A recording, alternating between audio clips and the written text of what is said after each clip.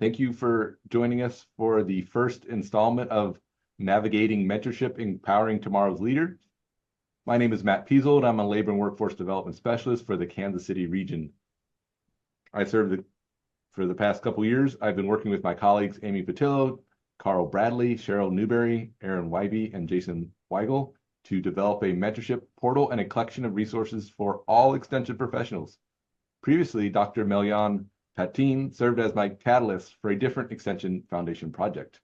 She was a great inspiration and a positive influence, and was quick to encourage Amy and me to develop the mentoring portal. Today, I'm here to launch the mentoring webinar series, and I'm proud to introduce Dr. Dawn Melyan Patin. She has served as the Vice Chancellor for Southern University Cooperative Extension since 2016. She earned her bachelor's degree in plant and soil sciences, a master's degree in educational agriculture, both from Southern University, and a doctoral degree in agriculture and life science education from Iowa State University. Dr. Melyan developed the center's Small Farmer Agriculture Leadership Training Institute, an intensive leadership development program that guides small, minority, socially disadvantaged, and limited resource farmers. Her work in the field of agriculture has provided her with the opportunity to serve as chair of the Southern Region Agriculture and Natural Resource Program Leaders Committee. Dr. Melyan was awarded the Tuskegee University's Distinguished Service Award and the USDA NIFA Cooperative Extension System Outstanding Leadership Award. In 2019, she received the T.M. Campbell Leadership Award from Tuskegee University. Since retiring in 2021, she has served as an Ag Extension Catalyst and a mentor for Extension Foundation, where she champions the development of extension professionals across cooperative extension system. Dr. Melyan supports the mentoring of emerging leaders and is an advocate for developing and growing the 1890 land grant system. Dr. Melyan, it is an honor to spend the next half an hour with you, learning from your years of wisdom and experience. It's all you. Okay. Good morning, everyone. Good afternoon. It's so good to see you all, and I'm excited to share some of my experiences and have this conversation with you on culturally responsive mentoring.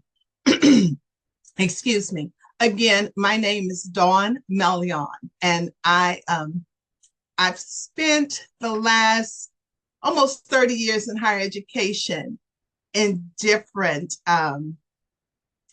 settings. I'm excited again to have this conversation. And before I waste any more time, we'll get into the presentation about culturally responsive mentorship.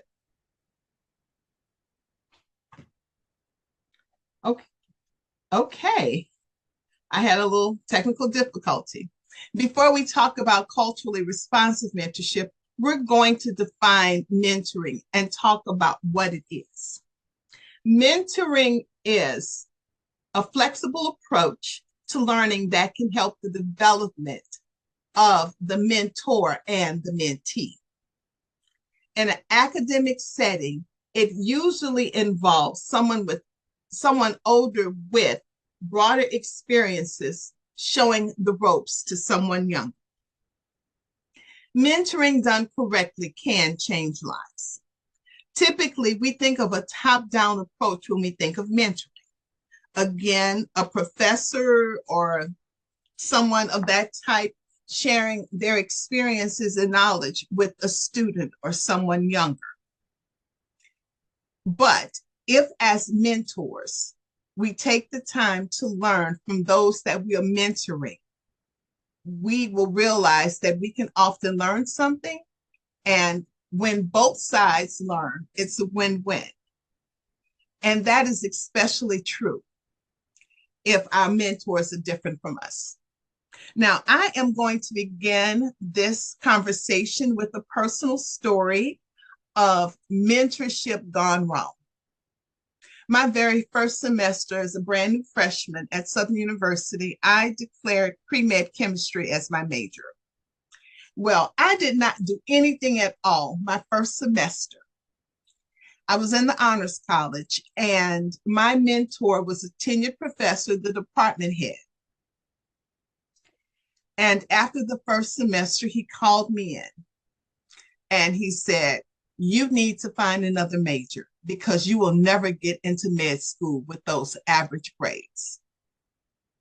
I say that's mentoring done wrong because I don't think he should have killed my hopes and dreams at 18 years old. I think a better way to handle that would have been, hey, your grades are not really good.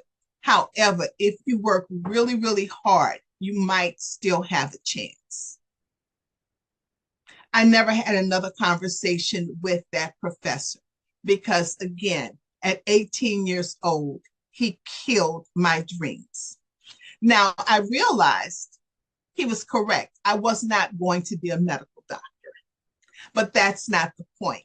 I don't think the purpose of our mentoring is to destroy the hopes and dreams of young people. Before we can talk about culturally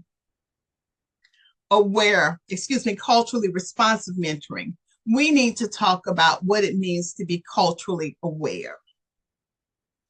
Culturally aware mentoring simply includes those mentoring practices where the mentor recognizes his own culturally shaped beliefs, perceptions, and judgments, and are cognizant of the cultural differences and similarities between themselves and their mentees. Mentors intentionally use their knowledge of culture differences to respond to mentor needs. If we're going to be culturally aware mentors, the first thing we need to do is check stereotypes at the door and challenge our perspectives.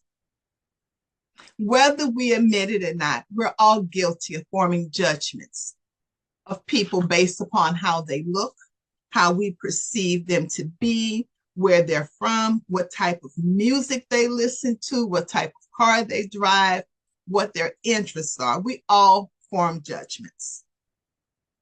However, we're most effective in mentoring and working with young people when we allow and accept them as they are, and then help them become, and this is going to sound very stereotypical, when we allow them to become or help them become the type of people we think they should be. If we want them to be scientists, then if they don't come to us as scientists, we have to groom them and help them become what we want. But it's hard to do that if we form these barriers and saying, hey, little Johnny has green hair, therefore I'm afraid to work with him. That often doesn't work well.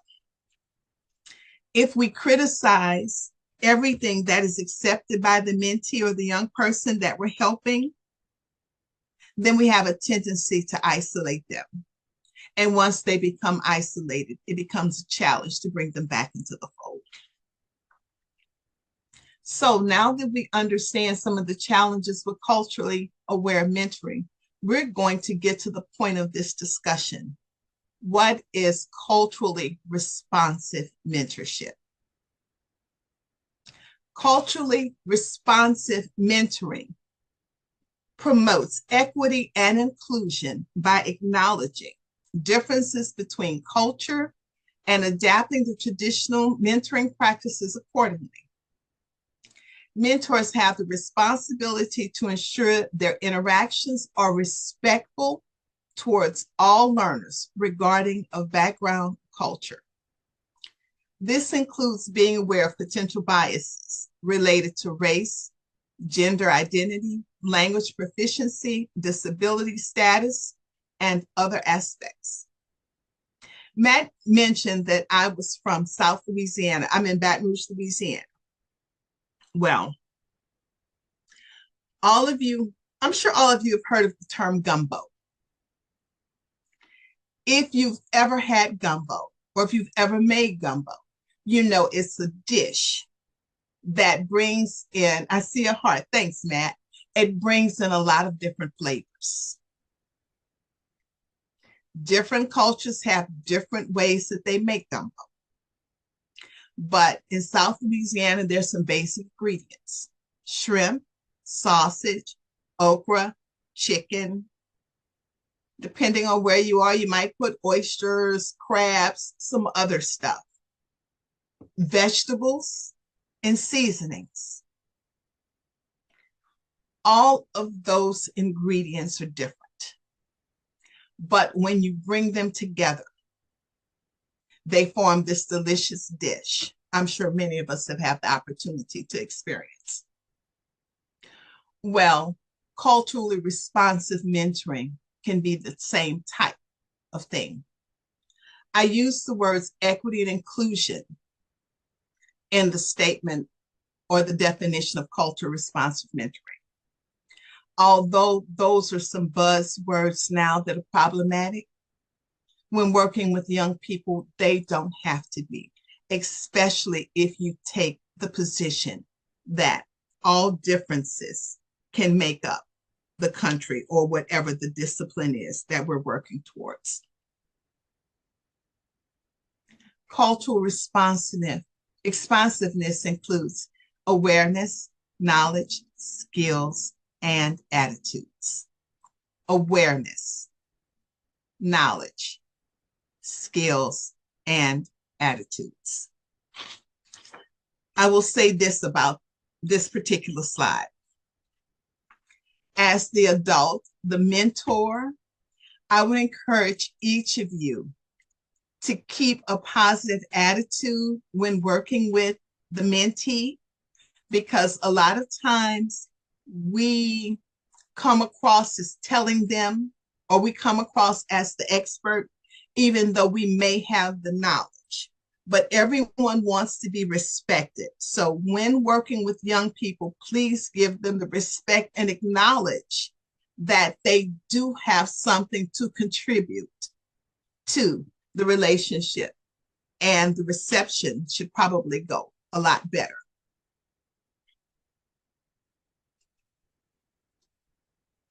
Ideally, cultural responsive mentorship works best in an environment where there is mutual respect, similar experiences, and a common goal. I'm going to go back to the example that I gave you all of my mentor, of the mentor I had my first semester in college. He was a Black man from the same community I grew up in. I'm sharing that because being a good or an effective mentor has absolutely nothing to do with race. It has more to do with mutual respect, shared goals, and common understanding.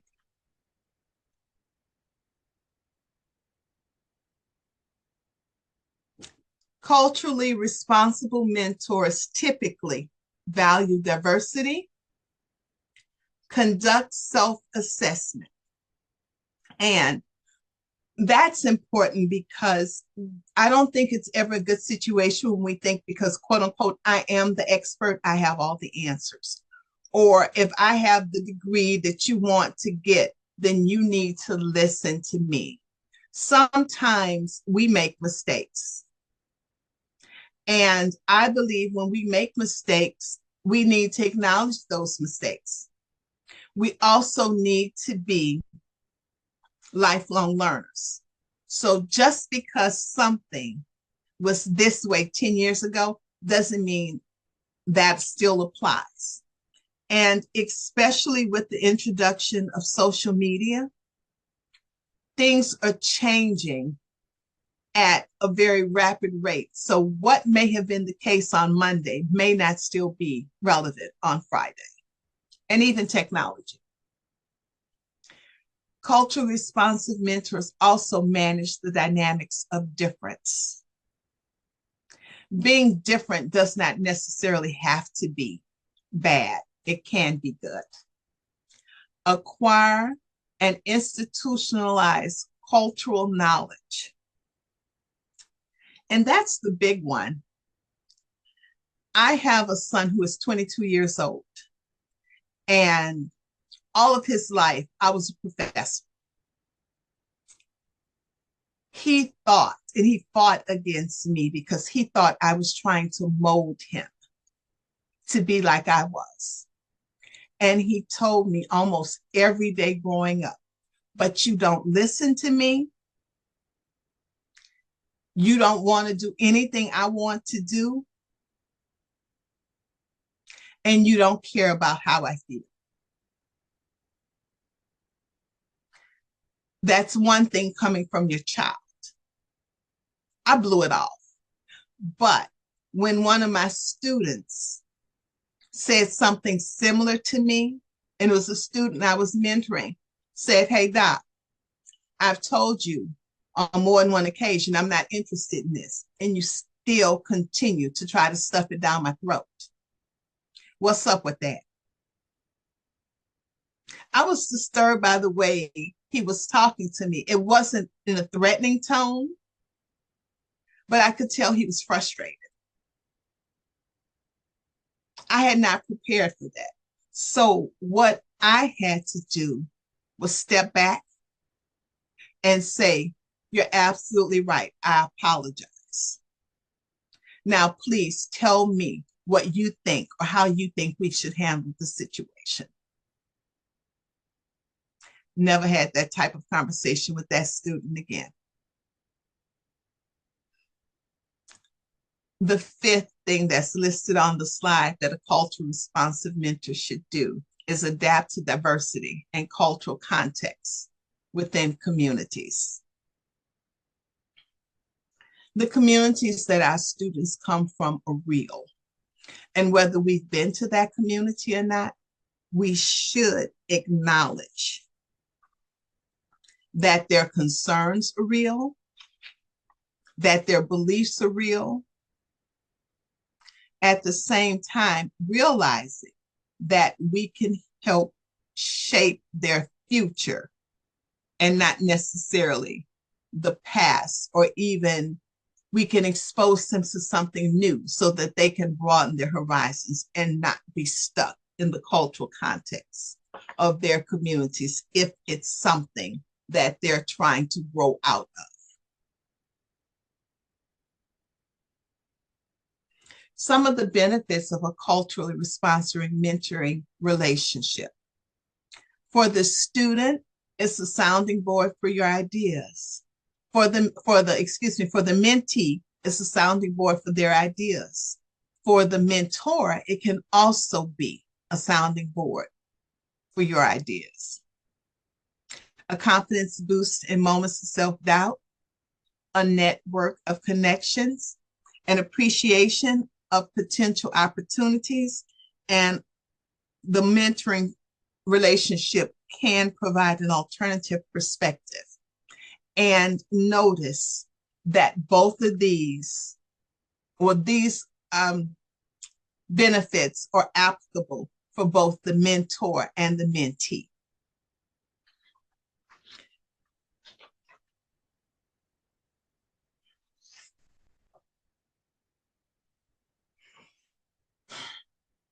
The elephant in the room.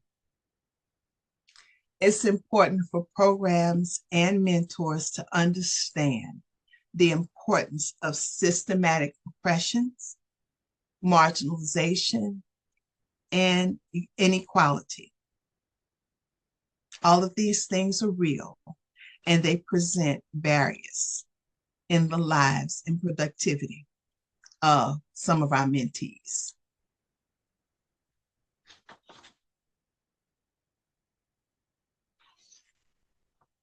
Some basic mentoring information.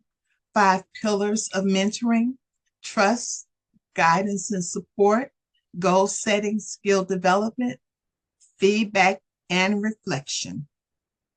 Nurturing relationships often require open communication.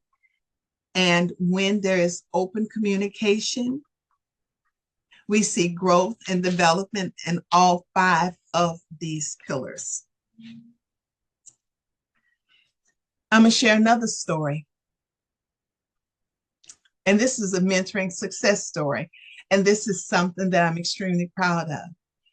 I think I was in my 2nd or 3rd year at Southern, and one of my student workers, she came to me and she looked troubled.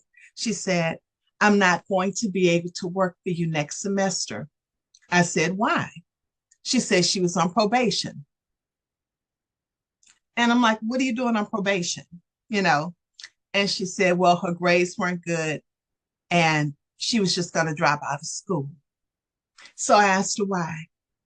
And she said to me, and this literally brought tears to my eyes.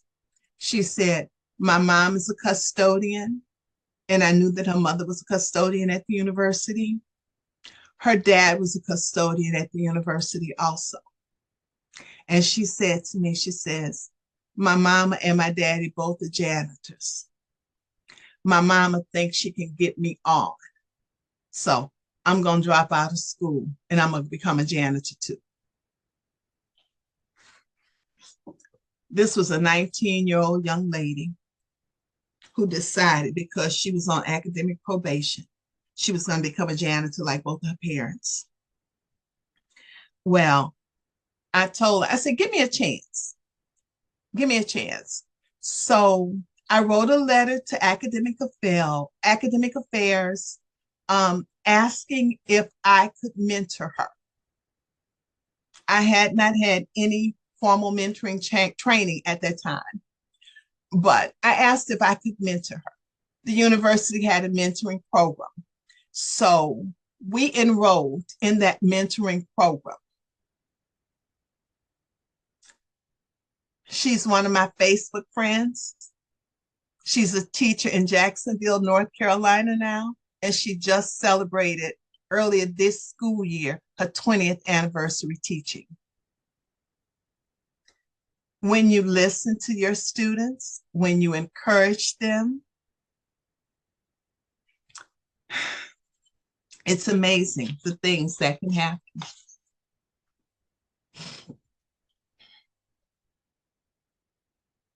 Okay. A lot of times we have not only university students that we're mentoring, but students who come to summer programs that we have. And a lot of major universities are trying to increase the minority student enrollment, or they might have these programs where these different types of students come. So, and they're assigned to mentors. So these are some These are some statistics about what mentoring looks like. According to a study from the American Council on Education in 2016, 3/4 of all full-time faculty members were white. Roughly 20% were people of color.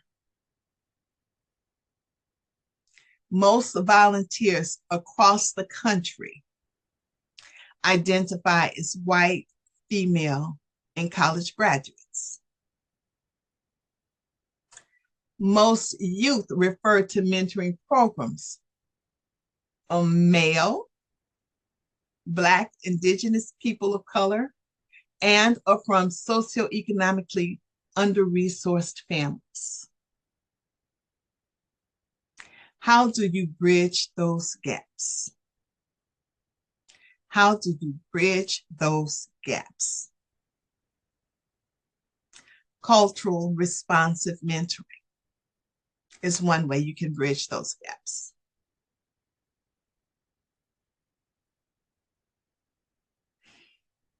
And as we engage in mentoring, it's important for us to remember that previous discrimination, previous experiences, whether we, the mentee, has had those experiences or not, stuff they've heard about,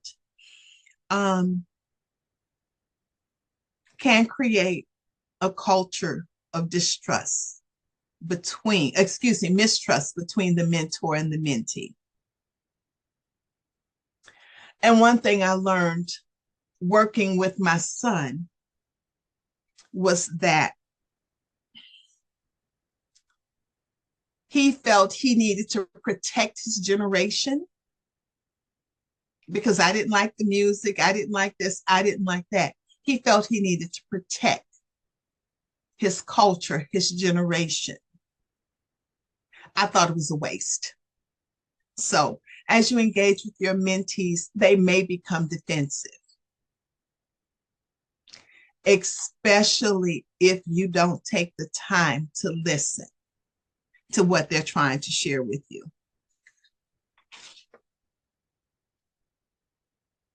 And this is what I want to leave you with.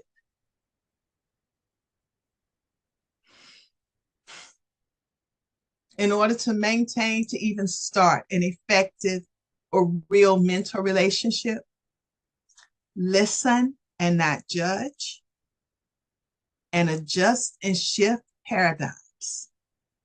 But the listen and not judge is the most important part. Okay. That's all I got. Well, thank you, Dawn. In a minute, we're going to open it up for some questions. We had a question posted in the chat, and it was regarding volunteering, and they were inquiring from your perspective, why do you think that males and as well as people of color are not engaging in volunteering, whereas white women are? Do you have any insight into that, or is it just the way it's always been? Yes, I do have. I read another study Okay. that said that in certain neighborhoods that people of color, African Americans, were volunteering not at the rate that white females. And there are a lot of reasons for that. One article I read said that men were so busy making a life and taking care of the families that they did not have the time. Another article I read said that a lot of Black men in particular felt that they wanted, how do I say this? That in order to be effective mentors, that they had to have certain skills. So they did not necessarily value. But there are quite a few organizations in several major communities now for African American, and I'm Black, so that's what I'm most familiar with. One is 100 Black men, and they're mentoring young men from all walks of life. So the article that I cited in here was primarily talking about youth who had been referred, who had gotten into some trouble and referred to formal mentoring programs. And that may not be the youth that are in your programs at your universities.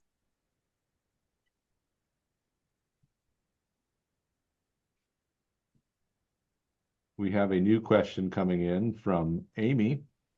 She has a question that she is interested from your perspective, with efforts such as the mentoring from the Extension Foundation. How do we elevate this program initiative from a system-wide level within the leadership of land-grant universities? So we have this new platform, but how do we get the buy-in from institutionals or from institutions from an institutional perspective? In the 1890 community, there's this organization, the 1890 Councils of Presidents. Okay. And when the 1890 Councils of Presidents meet and set new directives, the campuses have a tendency to listen. Okay. So that would be one way. Have it be something that's important at the presidential level. Sure. Or I would suggest, if possible, volunteering to participate in the university's strategic planning sessions. Okay. And then push it from that angle. Thank you. We have another question that just came in.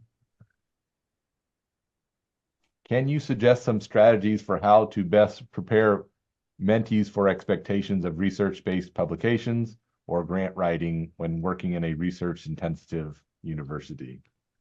Good question. Exposure, Exposure.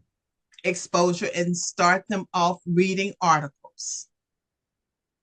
So kind of go through a mentoring process of maybe evaluating the articles. How do you dissect them? Is that kind of what you mean? Yes, the Natural Resources Conservation Service in the late 90s had their Plant Materials Data Collection Center on the campus of Southern University.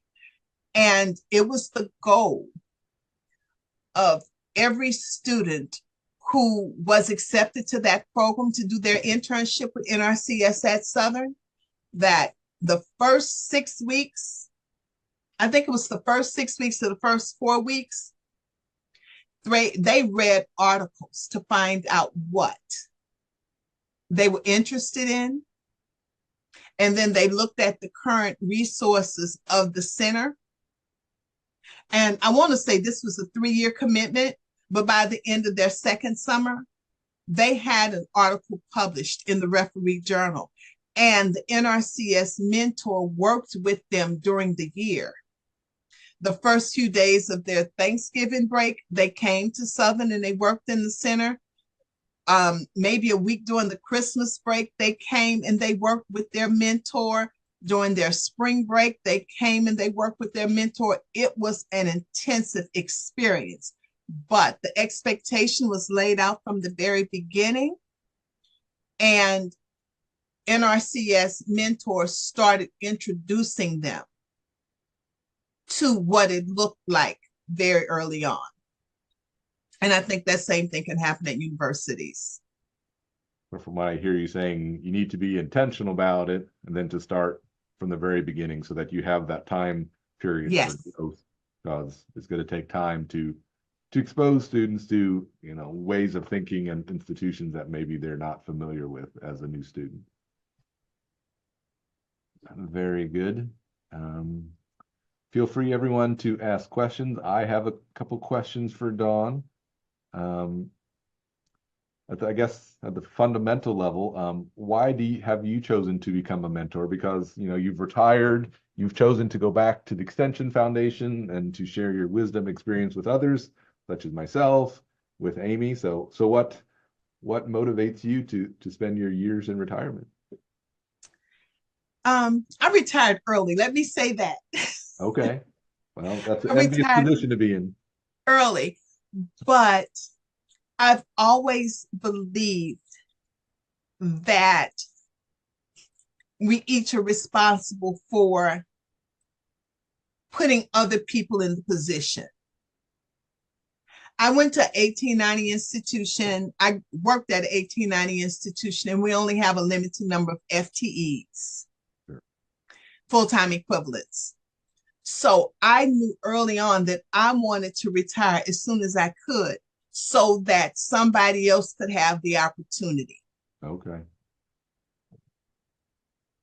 So just because I retired, I hope that I still had some stuff to offer. And I believe in the old saying, to whom much is given, much is required. So I have lived the life of service. Did that answer your question? No, I think that was a great response, and that resonates with me as well. Perhaps what was the best advice that you received from maybe a mentor that you had over the years? The best advice was probably always be true. Always true to myself. A lot of times we say I did my best, looking for sympathy, and my best just wasn't good enough. That's not necessarily the case. Always be true to yourself. You can lie to other people, but don't start lying to yourself. So that was the best advice. Okay, very good. A question that I have, when entering into a mentoring relationship, sometimes you're paired with a mentor-mentee, or maybe they chose you. What do you do if it's just not really a good fit, either due to time constraints or maybe personality differences? Have you had that experience or any advice with how to navigate that? Because you don't want to like alienate the person who's seeking support, but sometimes it's just either not the right time or not the right fit. So, Yes, I have had that experience, unfortunately. And it was at the middle point of my career. I was seeking a mentor when I went through Lead 21, and you all should know Lead 21. Um, the first two people I asked if, they would mentor me. One tried, but she didn't have the time. She just did not have the time. And, we would make these lunch dates. I would go to her. Her university was about 4 hours from mine. So a couple of times I went to that community, to that school, thinking we were going to have lunch, and her administrative assistant, well, she had an emergency. Well, with me driving 4 hours, I'm spending resources. I'm on my own dime time, taking off, using my leave. It just became problematic. And I just thanked her for her time and said, maybe we can still get together occasionally. Let me know when you're free and we can see if we can get together. But scheduling appointments didn't really work. She was the president of the university, so I understand that things come up, but she did not have the time that I needed to get to that next level. So I thanked her for her time and just said, I thanked her for her consideration. I didn't get much of her time, and just said thank you. And then I had to find somebody else who was not a president. I wanted someone at that level, but someone who wasn't a president that had time, that could still spend with me and help guide me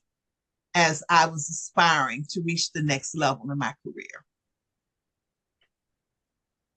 no, I think And sometimes you just have conflicts, you sure. know, and I've had that type of relationship with the student too. And I'm like, look, neither one of us are benefiting from this. So here's somebody else who may be more suited to assist you. So refer a mentee. Okay. I think that's a great strategy because you want to show them that you still support them, but that this just isn't working. So, Mhm. um, as being a mentor over the years, have the way you mentor changed, or has technology played a role within the process of mentoring, or do you still think mentoring is mentoring regardless of the place and the time? Mentoring is mentoring in a large sense. At the beginning of the pandemic, we all went virtual, and I had not engaged in social media with many of the people that I supervised. And then when the pandemic started, we started engaging. And I was about to hire someone who had been my student mentor for 2 years. She graduated in December, and we were going through the process. And one of my specialists, my youth development specialist at the time, told me to look at this young lady's Facebook page or Instagram page, something. And the stuff I saw, I told her, I couldn't hire her because we could not, with a clear conscience, have her working with youth when she was projecting and promoting herself in that matter. Um, so it has changed. Prior to the development of social media, I would have had that conversation in person, and I would have been able to observe her a little differently.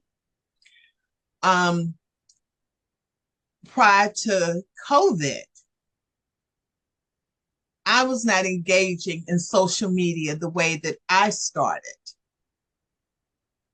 So during COVID, social media became a way we all kept in touch. So it's changed some for the better and for the worse. I'm not interested. I typically would not be interested in what you do at 9:30 on Friday evening as an employee. But if you're putting it on social media and you're a youth agent and parents can see, or if parents are calling and sending emails, hey, this is that, or little Johnny saw Mary Sue do this on TikTok, it changed the dynamics of everything. So I do think in this day and age with the technology, it has made communication a lot easier. But what we're communicating sometimes can be a little bit more challenging. Sure. We had another question asked, this regard to some of the statistics you were mentioning, and they asked, does the number of African American mentorship, does this include such as the volunteer hours and contributions of sororities or fraternities, Jack and Jill, Links Incorporated, or other organizations like that? Or is this just kind of like a general survey of the population? That wasn't a general, that was something that the American Council on Education Okay. did in 2016. It was not a social survey. Okay. So, and if you can see my background, you'll see that I'm a member of a sorority. Sure. And I do believe, and I know the value of the sororities and the fraternities and the social organizations. So to answer that, unfortunately, no, that was just something purely from an educational standpoint. Okay. Thank you for clarifying that. We have time for probably one more question if anyone wants to post one, or turn on their microphone and ask a question directly. I guess I'll ask one more question. If you were a person, a younger mid-career person, what would your advice be to a person to seek out a mentor? What are the qualities, or what is the process that maybe you could recommend to someone? What I would look for is somebody who was where I was trying to go, someone who held that position, somebody I respected, somebody who seemed pleasant. Okay. And I say someone who seemed pleasant because I doubt very seriously if any of us want to be a bother to anyone. Sure. You can tell walking down the halls, especially if it's someone at in your organization or at your university, the people who smile, hi, how are you? You know, that goes a long way. I remember once trying to have a conversation and taking a tenured professor out to lunch just to pick his brain on a project, a proposal I wanted to write. And everybody has to eat. So, hey, can I buy you lunch today? Well, the entire time we were at lunch, he had his cell phone up and he did this. Oh, I'm fine. And he did all of this. I'm like, wait a minute. I'm spending my money as a brand new assistant professor taking you to a nice restaurant. Sure. He didn't have time. So I would find somebody who had a pleasant attitude, who genuinely seemed interested in you and helping you grow and develop. Someone who I said had the time, but had a pleasant attitude. You're going to be spending time with this person potentially, so. Mm-hmm. And you don't want to be a bother. Right. You don't want to inconvenience someone. Sometimes people say yes, even when they probably shouldn't say yes. Mm-hmm. Mm-hmm. Being able to identify that is probably value, just kind of reading who they are as a person and their responsibilities. And let me add one additional thing to that. When I first got to the university, I asked 3 women to mentor me. One of them had a PhD and 2 had master's degrees. The first woman with the master's degree said, you have a PhD, I have a master's. You don't need me to mentor you. She was wrong. Mm-hmm. The second one, who had the PhD, said, oh, you already have a PhD. You don't need mentoring. She was wrong. The third lady had a master's. She was in upper level administration. She said, I don't have a lot of time, but I will check on you. That checking on me, whenever she found that she had time, hey, can you meet me at such and such at 12 o'clock for lunch? She didn't have a lot of time for formal mentoring relationship, but she did quote unquote check on me. And we met several times during the semester. Even though I had a PhD, I was 28 years old when I got it, and I needed help and guidance. So don't get caught up in the degrees. Don't get caught up. If you have a master's degree, if you have a PhD, and you feel like someone can assist you, ask for the help that you need. I think that's great advice because we each have our own work experiences beyond the experience that we have through higher education, and they bring different skill sets through their jobs themselves. So we have had when someone thank you for the advice. Get help from people who can help you with what you need. Thank you, Margaret. I think I'm just checking the comments here. I think at this point we're about to that time, so I will wrap us up. So thank you, Dawn, and thank you for joining us. I encourage you all to check out the new mentoring portal. I put a link to it into the chat feature. I ask you all to consider becoming a mentor or mentee or both to share your experiences and your mentoring resources. There's a way to do that within the portal. And I hope to see you all next Wednesday when we host our next mentorship topic, Tailoring the Mentoring Experience with Victor Villegas. He's a specialist from Oregon State University. And I hope you all have a great afternoon or possibly morning. And please bring a friend to the next session. And we have some thank yous in the comments from everyone. So thank you, Dawn, and appreciate your presentation. If we haven't stopped the recording, feel free to stop the recording.